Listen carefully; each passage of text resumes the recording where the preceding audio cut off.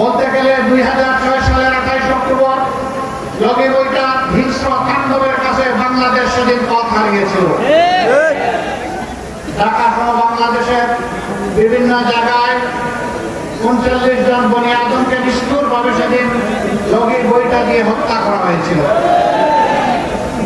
লাশের উপর সেদিন বিকৃত নৃত্য করা হয়েছিল। মানুষের বুকের পাথর ভেঙে দেওয়ার সাথে সাথে মানবতার রূপ ভেঙে দেওয়া হয়েছিল। সেদিন বাংলাদেশ পথ হারিয়েছিল। অনেক লড়াই সংগ্রামের পর 2024 সালে 5ই আগস্ট আল্লাহ তাআলা আমাদের কলিজার টুকরা সন্তানদের নেতৃত্বে, বৈষম্য বিরোধী ছাত্র আন্দোলনের নেতৃবৃন্দের নেতৃত্বে এদেশের মানুষের হাতে আবার হারানো পথ তুলে দিয়েছেন। আলহামদুলিল্লাহ, আমাদের এই সন্তানদের জন্য আমরা গর্বিত। আমাদের সকল ভালোবাসা তাদের জন্য, আমাদের শ্রদ্ধা তাদের জন্য, আমাদের কৃতজ্ঞতা তাদের জন্য। আমরা তাদেরকে সেলিউট জানাই। 15.5 বছর দফায় দফায় আমরা বিরোধী দল আন্দোলন করেছি, কখনো সম্মিলিতভাবে, কখনো যুগপথ, কিন্তু আমরা আন্দোলনের পরিসমাপ্তি জানতে পারি না। পরিসমাপ্তি টেনেছে আমাদের সন্তানেরা। আল্লাহ এরকম সন্তান আমাদের জাতিকে উপহার দিয়েছেন। মাহবুদের দরবারে শুকরিয়া আদায় করে আল্লাহ তাআলার দরবারে দোয়া করি, তারা যে বৈষম্যহীন মানবিক সমাজ কায়েমের জন্য লড়াই করে এই জাতিকে মুক্তির পথ দেখালো, আল্লাহ যেন এই লড়াইয়ে ময়দানে যারা নিহত হয়ে দুনিয়া থেকে বিদায় নিয়েছেন তাদের রক্তের ঋণ আল্লাহ যেন এই জাতিকে পরিশোধ করার তৌফিক দান করেন। যারা আহত হয়েছে, ভঙ্গ হয়েছে, তাদের রক্তের ঋণ যেন এই জাতি স্মরণ রেখে তাদের প্রতি শ্রদ্ধা জ্ঞাপন করে। নিহত বান্দাদেরকে আল্লাহ যেন শহীদ হিসেবে কবুল করেন। তাদের পরিবারবর্গকে আল্লাহ যেন সবরে জামিল দান করেন। এই জেলা আমাদের বিশাল আবেগের জেলা।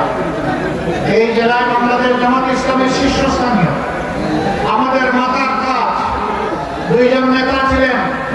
তৎকালীন সেক্রেটারি জেনারেল শহীদ আলী আহসান মোহাম্মদ মুজাহিদ এবং সহকারী সেক্রেটারি জেনারেল জনাব শহীদ আব্দুল কাদের মোল্লা।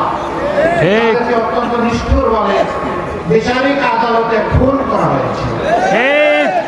আমরা এই খুনের বিচার চাই, আল্লাহ তাআলার কাছে চাই, দুনিয়ার আদালতেও চাই।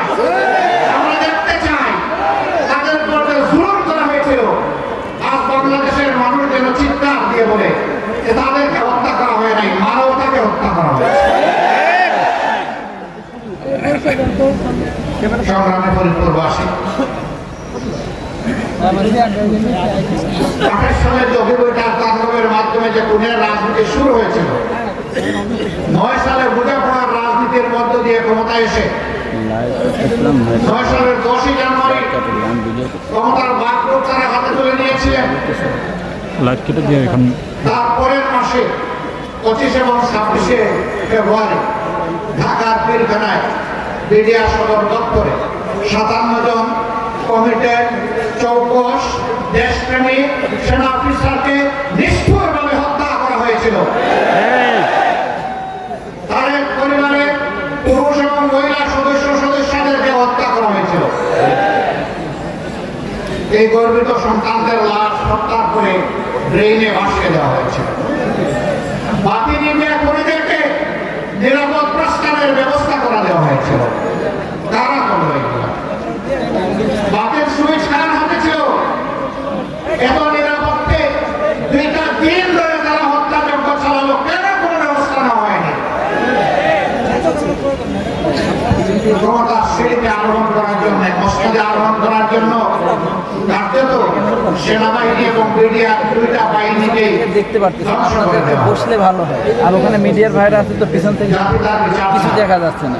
আপনারা একটু কাইন্ডলি হত্যাকারী এবং হত্যার পরিকল্পনাকারীদের নাম জানতে চাই, ওদের মুখ দেখতে চাই, ফাঁসি চাই।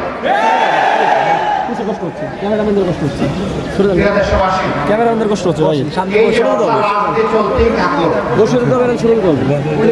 আল্লামা দিলওয়ার হোসেন সাঈদী তিনি শুধু বাংলাদেশের জন্য করেন না, বাংলাদেশের বাউন্ডারি অতিক্রম করে ভাই একটু শুরু করবে প্লিজ ভাই। তার একটা ভালোবাসার রাজত্ব শুরু করে সেই মানুষটাকে ধীরে ধীরে মৃত্যুর দিকে ফেলে দেওয়া হয়েছে। এইভাবে এক এক করে আমাদের 11 জন নেতাকে খুন করা হয়েছে। আমাদের প্রাণপ্রিয় দুইজন আমির অধ্যাপক গোলাম আজম রাহিমাহুল্লাহ, শহীদ মৌলানা মতিউর রহমান নিজামী রাহিমাহুল্লাহ, তারা এবং তাদের সাথীদের 11 জন এইভাবে মৃত্যুর দিকে ফেলে দেওয়া হয়েছে। শুধু কি আমাদেরকেই খুন করা হয়েছে? আমাদের নেতা কর্মীদেরকেই খুন করা হয়েছে? না, তারা তাদের কোনো প্রতিপক্ষকে বরদাস্ত করেনি। তারা খুন করেছে বিএনপির নেতা কর্মীদেরকে, খুন করেছে আলিম উলামাকে, খুন করেছে কোরআনের হুফাজদেরকে, তারা খুন করেছে সাধারণ মানুষকে। তারা খুন এবং গুমের রাজত্ব কায়েম করেছিল এবং তারা মানুষের জীবনে উপহাস করত। তারা বলতো এই দেশ তাদের রাজত্ব, তারা বাড়ির মালিক আর আমরা সব ভাড়াটিয়া। 18 কোটি মানুষ ভাড়াটিয়া, তারা এই বাড়ির মালিক। তারা বলতেন তারা এই দেশকে 41 সাল পর্যন্ত লিজ নিয়েছেন। জনগণ 5 বছরের জন্য রায় দিবে সেই সুযোগও তারা দেননি। 14 নির্বাচন বিভিন্ন পোলিং সেন্টারের সামনে কুকুর ঘুমিয়েছে সেদিন শান্তিতে, মানুষ যায়নি ভোট দিতে। তারপরে নাকি 42% মানুষ ভোট দিয়েছিল। আমি জানি না তারা আমাজনের জঙ্গল থেকে বের হয়ে এসেছিল। 154 জন বিনা প্রতিদ্বন্দ্বিতা, 300 জনের মধ্যে তারা নির্বাচিত হয়ে গেলেন ভোট হওয়ার আগে।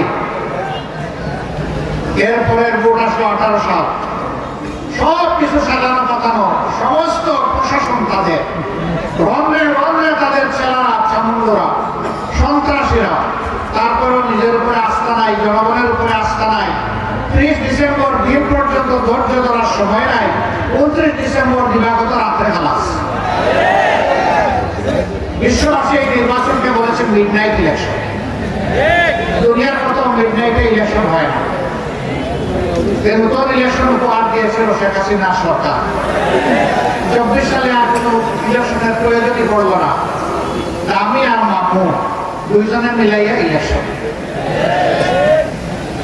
তারা নির্বাচনকে এদেশের সাংবিধানিক প্রতিষ্ঠানগুলোকে তামসায় পরিণত করেছে, বিচার বিভাগকে দলীয় কার্যালয়ে পরিণত করেছিল। তারা মানুষকে নিয়ে তিরস্কার করে বলতেন, কোথায় তোমরা, তোমাদের আন্দোলন কর্মীদের পরে এগুলো বলতো না।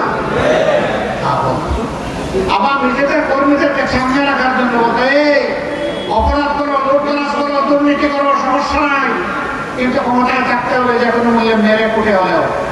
যদি ক্ষমতায় না থাকতে পারো তাহলে ক্ষমতা হারানোর 2 দিনের মাথায় 5 লক্ষ তোমাদেরকে ফোন করা হবে। 5 তারিখের পরে কি আওয়ামী লীগের নেতাকর্মীর 5 লক্ষ এই দেশে খুন হয়েছে? কেন হয়নি? হয়নি। আওয়ামী লীগ দায়িত্ব জ্ঞানহীন হলে ওই দেশের মানুষ দায়িত্ব জ্ঞানহীন। আওয়ামী লীগ যদি দেশকে ভালোবাসতো তাইলে তারা পালিয়ে যেত না। যারা দেশকে ভালোবাসে তারা সুদিনে দুর্দিনে ঝুঁকি নিয়ে তার প্রিয় দেশে।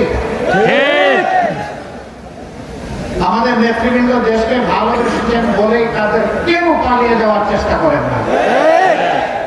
বরঞ্চ মীর কাসেম আলী দেশের বাইরে ছিলেন, আমেরিকা ছিলেন। তার কতিপয় বন্ধু নাকি তাকে পরামর্শ দিয়েছিলেন, don't come back in Bangladesh. তিনি জিজ্ঞেস করেছিলেন হোয়াই। তারা বলেছিল আপনার শীর্ষ নেতৃবৃন্দের সাথে যে নিষ্ঠুর আচরণ করা হচ্ছে, আপনি আসলে আপনার সাথে করা হবে। তিনি বলেছিলেন, আমি আমেরিকায় বসে আমার বিরুদ্ধে যে মিথ্যা অভিযোগ দায়ের করা হয়েছে, আমি এখানে থেকে তার দায় নিতে চাই না। আমি দায় নিতামের জন্য বাংলাদেশে ফিরব, প্রয়োজনে আমি শহীদ হব। হাসি মুখে শাহাদত বরণ করেছেন। তার তো পালানোর ব্যাপার ছিল না, তিনি ছিলেনই বাইরে।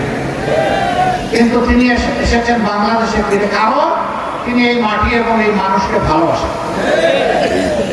আমরা যারা এই মাটি এবং মানুষকে ভালোবাসি আমরা পালিয়ে যাই না।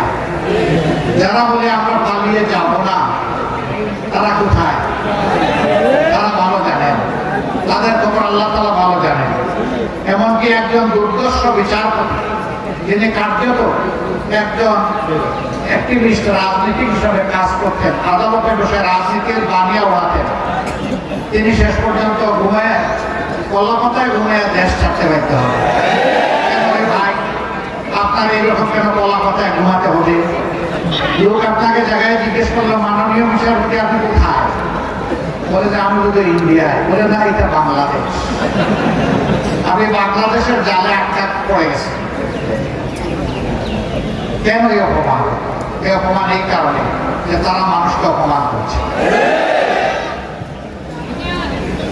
ঠিক আছে, তারা লোকে বুকে বাংলাদেশ খেয়েছে, বিদেশে তারা second home, third home, fourth home বানিয়েছেন, বাংলাদেশের সম্পদ বিদেশে পাচার করেছেন, দেশ তারা ধ্বংস করেছেন, দৃশ্যমান কিছু উন্নতি তারা করেছেন। যে জায়গায় 1 লক্ষ টাকা দিয়ে উন্নতি করা যেত, উন্নয়ন করা যেত, সেখানে 5 লক্ষ টাকার বাজেট তারা নির্ধারণ করেছে। 1 লক্ষ কাজে লেগেছে, 4 লক্ষ তারা বিদেশে পাচার করেছে। এই ছিল তাদের উন্নয়নের ধরন। ঠিক আছে, ভাব দিলাম তারা না হয় দেশটাকে ধ্বংস করলে, এখন আমরা করবো না। আমরাও কি চুষে খাবো? আমরাও কি চাঁদাবাজি করবো? আমরাও কি দখল বাণিজ্য করবো? আমরা কি সব জায়গায় মানুষের উপর তাণ্ডব চালাবো?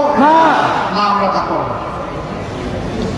আমরা 5 আগস্ট আমাদের সহকর্মীদেরকে আহ্বান জানিয়েছিলাম, ধৈর্য ধরুন, শান্ত থাকুন এবং দেশকে ভালোবাসুন, মানুষকে ভালোবাসুন। আমরা জানি আমাদের কর্মীদের অন্তরে কষ্টের আগুন, ঘৃণার আগুন ধাউ ধাউ করে জ্বলছিল।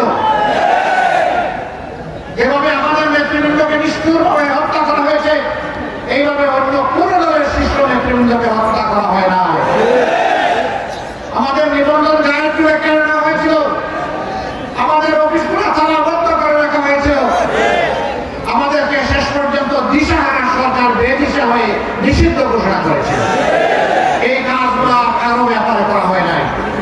আমরা গতকাল সাতক্ষীরায় ছিলাম, একমাত্র জেলা ঝাল মেটাতে গিয়ে বাংলাদেশ জামাতে ইসলামের নেতৃবৃন্দের বাড়িঘর বুলডোজার দিয়ে খতম করে দেওয়া হয়েছে। এটা অন্য কোনো দলের ক্ষেত্রে ঘটে না। তাহলে আমাদের কষ্টের মাত্রাটা কেমন ছিল চিন্তা করব। কিন্তু আমরা বলেছি না, আল্লাহ তাআলা একটা ইতিবাচক পরিবর্তন এনে দিয়েছেন। হিংসার রাজনীতির বিস্তৃতি আমরা ঘটাতে চাই। আমরা চাই প্রিয় দেশ শান্তি শৃঙ্খলার দিকে ফিরে আসুক, মর্যাদার সাথে মাথা উঁচু করে দাঁড়া। শাসন ক্ষমতায় যারা থাকবেন তারা যেন আল্লাহ এবং জনগণের কাছে দায়বদ্ধ থাকে, এমন একটা দেশ আমরা চাই। আমাদের সন্তানদের স্লোগান ছিল, বুকের ভিতর তুমুল ঝড়, বুক পেতেছি গুলি কর। তাদের সেই তুমুল ঝড়টা কি ছিল? তাদের তুমুল ঝড় ছিল, তারা ছিল চরম বৈষম্যের শিকার। সেখানে ছিল মেরিট জেনোসাইড, তাদের মেধাকে হত্যা করা হয়েছিল।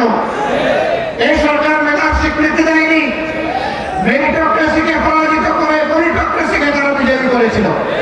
তারা পলিটিক্স এবং আওয়ামী পলিটিক্সের বাইরে যেতে পারে না।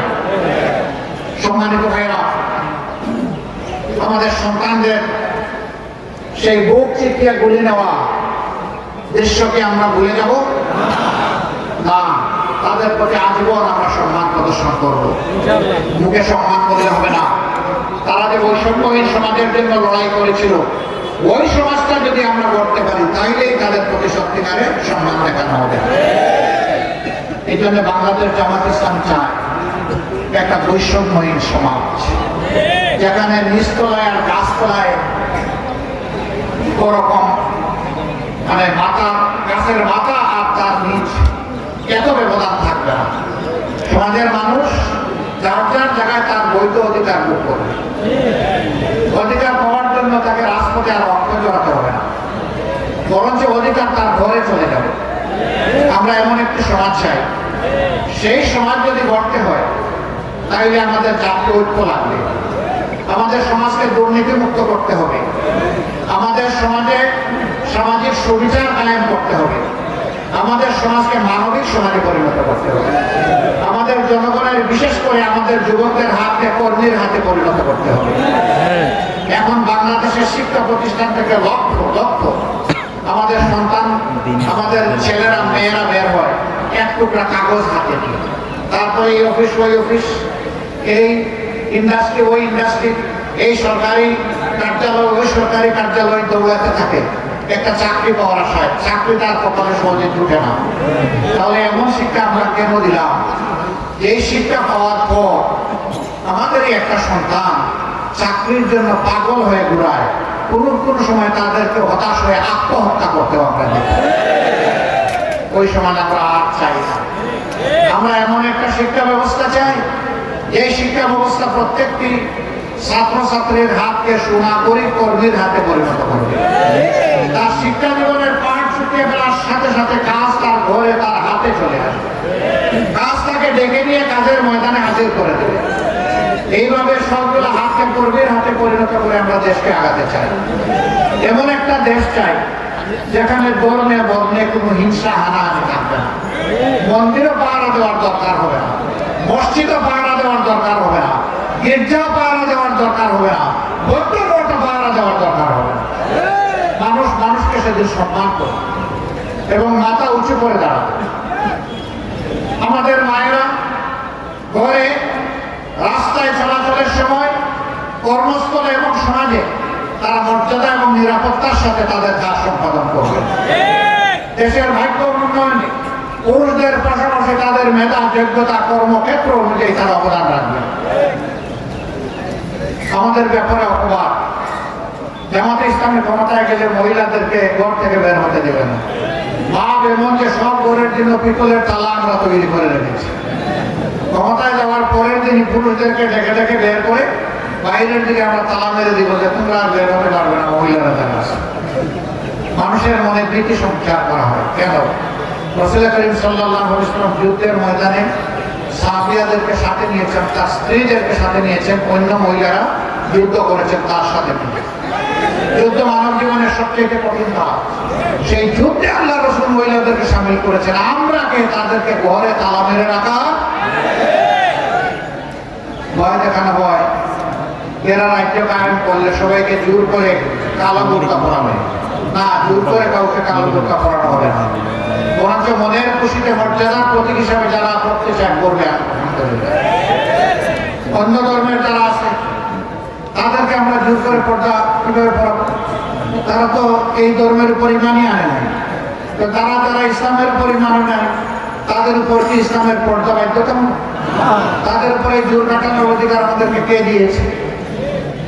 সুতরাং যারা মর্যাদার প্রতীক হিসাবে ইমান এবং ইসলামকে বুকে ধারণ করে বোরকা পড়তে চাইবে তাদেরকে যেমন তিরস্কার করা হবে না, ঠিক তেমনি ভাবে কেউ তার বিশেষ কারণে, ধর্মীয় কারণে সে যদি ওরকম পোশাক না পরে তাকেও তিরস্কার করা হবে। সম্মানিত ভাইয়েরা, এই বক্তব্যই কালকে আমি সাতক্ষীরায় রেখেছিলাম, কিন্তু একটা টিভি আমার বক্তব্যকে বিকৃত করেছে। আমাদের আমির বলেছেন যে যেমন ইচ্ছা মহিলারা তারা পোশাক পরতে পারবে। আর ভাই আশ্চর্য, এত কষ্ট করে আমার এত সার্ভিস দিলেন আপনি, আমি তা বলতে পারলাম না, আপনি একটু আগায় দিলেন কেন রে ভাই? আমার প্রতি এত দরদ কেন, এত ভালোবাসা? খালেদ মহিউদ্দিন উনি আমাকে প্রশ্ন করেছিল যে কিছু মানুষ আজীবন আপনাদের বিরোধিতা করে কেন? আমি বললাম বেশি ভালোবাসে তো এই জন্য আমাদেরকে একটা প্রশ্ন। ভাই এই প্রশ্নানি থেকে আমরা বাঁচতে চাই। ফ্যাসিজমের দাতা করে আমরা ছিলাম সবচেয়ে বেশি মজলুম, আমাদেরকে একটু শান্তি দেন ভাই। হ্যাঁ আলহামদুলিল্লাহ বেশিরভাগ মিডিয়া বা ব্যাপক সংখ্যক মিডিয়া এখন সত্যকে সত্য হিসাবে তুলে ধরছে, তাদেরকে অভিনন্দন জানাই। দুই একটা মিডিয়া যেন মিডিয়া জগতের জন্য কোনো দুর্নামের কারণ না হয়, আমি মিডিয়া জগতের বন্ধুদেরকে সেই দিকেও সতর্কতা করা হবে না যে দুই একজনের কারণে আপনাদের বদনাম হবে। আপনারা এই বদনামের ভাগ নেবেন কেন? যে মিডিয়া এইরকম করে টুইস্ট করে মানুষের বক্তব্য বিকৃত করে, না, এটা আর হওয়া উচিত।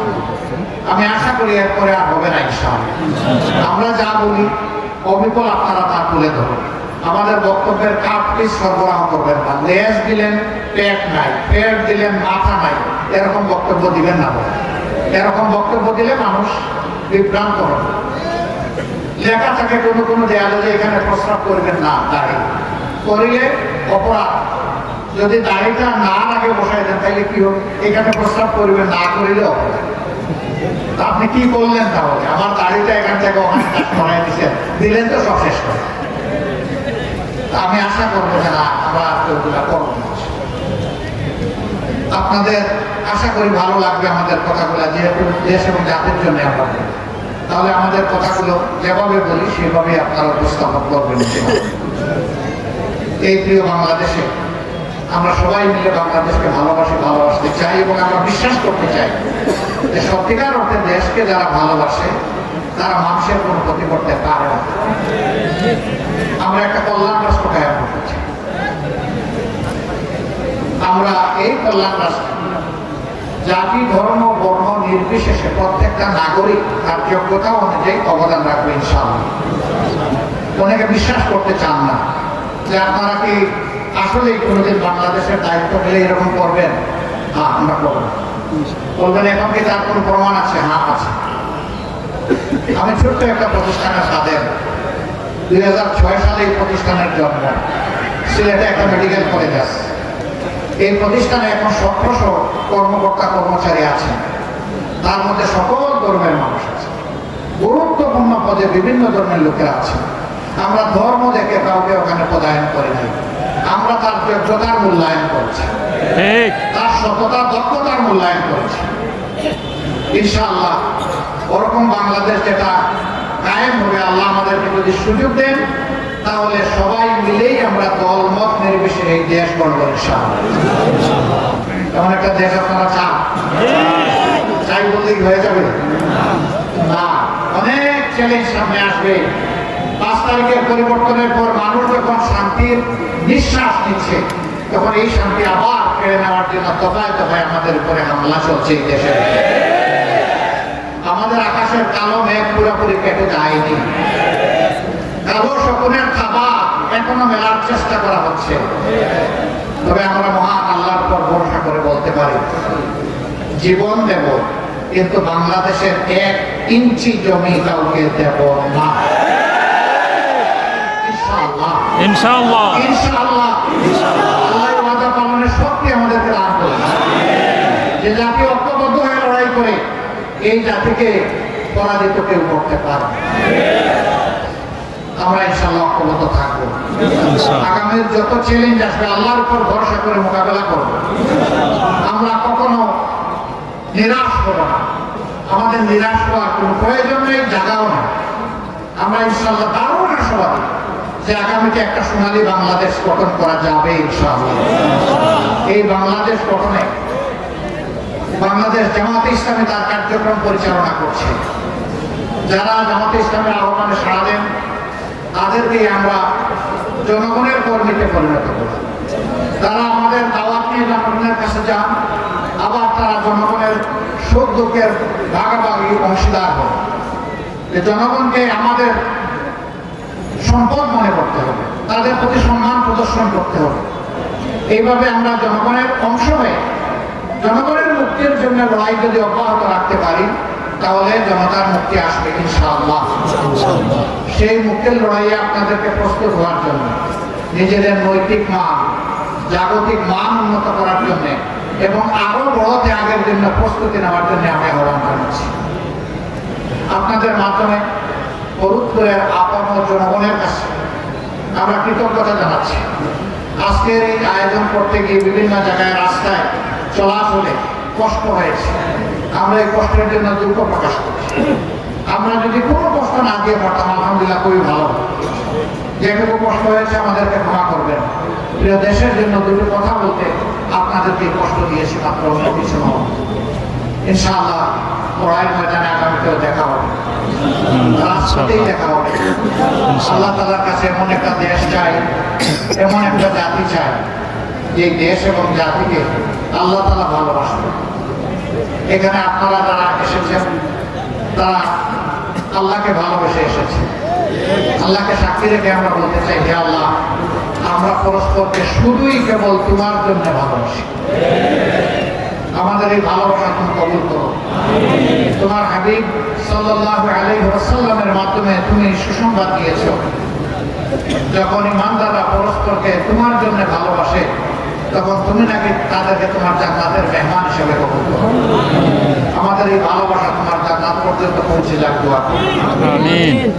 আপনারা ফরিদপুরের জনগণের কাছে আমাদের সালাম পৌঁছাবেন, দোয়া চাইবেন, আপনাদের জন্য দোয়া থাকবে। আল্লাহ যেন ফরিদপুরবাসীর উপর রহম করেন, শান্তির ফয়সালা নাযিল করেন, ইজ্জতের একটা জায়গায় পরিণত করে দেন, এবং এই ফরিদপুর থেকে দেশপ্রেমিক মানুষের জন্য মিছিল শুরু হয়। আল্লাহ তাআলার দরবারে সেই দোয়া করি। সেই রাষ্ট্র কায়েমের জন্য আমরা চাই আপনাদের ভালোবাসা, আমরা চাই আপনাদের দোয়া, আমরা চাই আপনাদের সমর্থন, আমরা চাই আপনারা আমাদের পাশে থাকবেন, আপনারা আমাদের সাথে থাকবেন। আপনাদের সবাইকে ধন্যবাদ। আল্লাহ হাফিজ। বাংলাদেশ জিন্দাবাদ, বাংলাদেশ জামাত ইসলামী জিন্দাবাদ। আসসালামু